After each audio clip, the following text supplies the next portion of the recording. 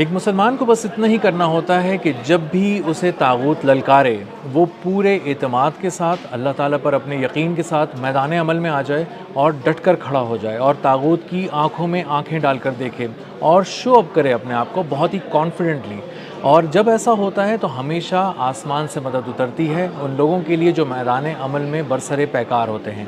इस बार भी ऐसा ही हुआ है, पहले उतरी थी अबाबील की सूरत में और इस बार ईरान के लिए मदद उतरी है कौवों की और दीगर परिंदों की सूरत में।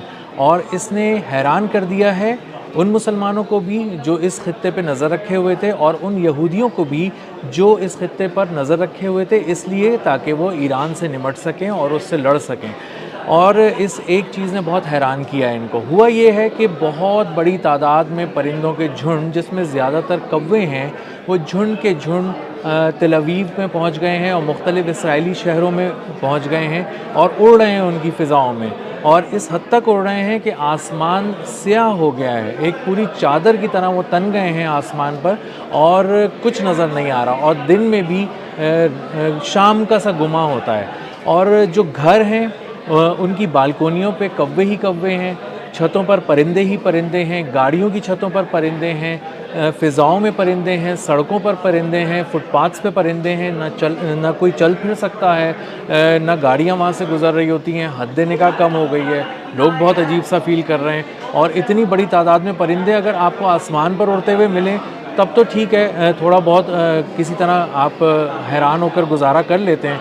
लेकिन जब वो परिंदे आपकी आंखों के सामने आ जाएं, आपके कद के बराबर आ जाएं और आपको बिल्कुल सामने नज़र आ रहे हो बड़ी तादाद में सड़कों पर और इसी तरह फ़िज़ाओं में अपने कद के बराबर, तो आप खौफज़दा हो जाते हैं। क्योंकि अब आपको अंदाज़ा ही होता है कि अगर इन्होंने एक एक चोंच भी मारी तो हमारा कितना नुकसान हमारा किया जा सकता है इससे। और फिर इंसान उनसे बचकर भागने की कोशिश करता है और उसके बाद ये परिंदे ज़्यादा जो है वो ख़ुद भी घबरा कर भागते हैं और फिर इस तरह से एक ऐसा माहौल बन जाता है जिसमें कोई सड़क पर ही नहीं आता।